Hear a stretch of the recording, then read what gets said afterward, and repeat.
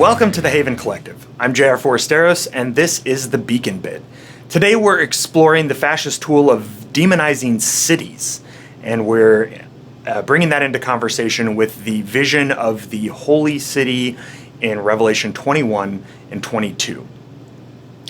We mentioned this a few weeks ago in this series, but recently Donald Trump has deployed the National Guard to several American cities, including Washington, D.C., and Chicago, and he's threatening Portland at the time of recording. It's notable, of course, that all of these cities are major hubs of Democratic voters, but it's also interesting that throughout his terms in office and his campaigns, he has repeatedly demonized cities. Again, this isn't something that is new to authoritarian movements. Authoritarian movements have long demonized cities as a way to garner support from voters. Here's Jason Stanley on why that is. Fascist ideology rejects pluralism and tolerance. In fascist politics, everyone in the chosen nation shares a religion and a way of life, a set of customs. The diversity, with its concomitant tolerance of difference in large urban centers, is therefore a threat to fascist ideology. This suspicion and distrust of cities capitalizes on both bigotry and suspicion that we find outside of cities towards the quote-unquote big city. Again, here's Stanley.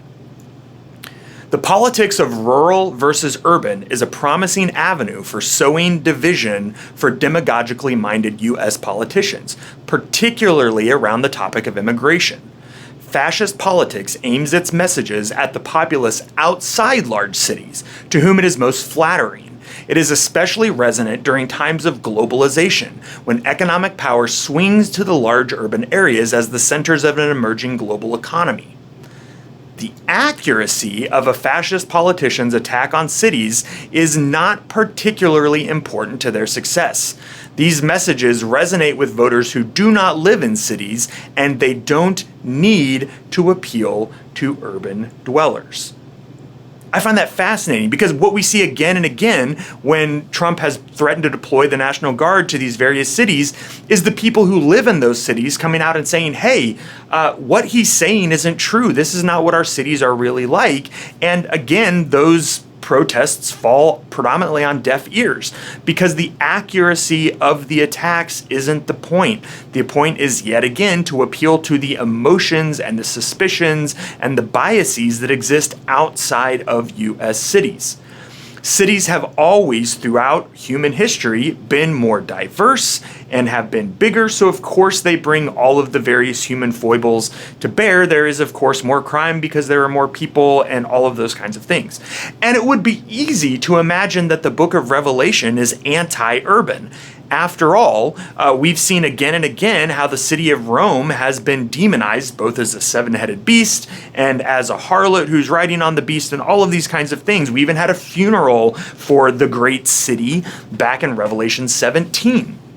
So you might think that Revelation is actually one of these anti-urban settings, but the end of the book proves that wrong because the culmination of the entire book of Revelation, when we are promised this wedding between the Lamb who was slain, the always slaughtered lamb, and his bride, the church, is actually revealed as a city, a new Jerusalem that comes down out of heaven and settles on earth as the culmination of God's project where heaven and earth are finally reunited for the first time since Genesis 3.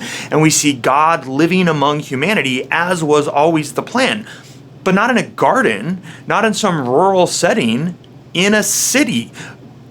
That used to be a garden because right in the middle of the city is the tree of life, which we last saw in the Garden of Eden. So what we see is not a return to some sort of primitive roots, and it's also not an erasure of things that have come before. It is the natural evolution of human progress, moving from agrarian to urban, bringing everything together. And one of the things that's celebrated in the Holy City is that the gates are always open so that all of the kings of the world can bring the wealths of their cultures into the city.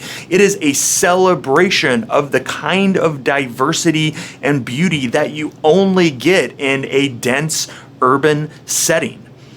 So the revelation is not anti-city because God is not anti-city. God loves human innovation and human progress. God designed that from the beginning. That's always been the plan. And we see that illustrated beautifully in Revelation with an image not of a return to rural roots, but a celebration of the life of the city, the diversity, and everything that incorporates being made holy and blessed, and God dwelling in the very center of it. Now, that doesn't mean cities don't have real challenges. Obviously, they do. And for those of us who live in a major city or near a suburb of a major city, we have a calling to address those things together, to be a part of working to bring heaven on earth, to make our cities look a little bit more like that holy city that we see at the end of Revelation. What that looks like and what the responsibility of our rural siblings is in this day and age is something that we're going to explore in our beacons this week. I look forward to doing that with you. For now, grace and peace be with you.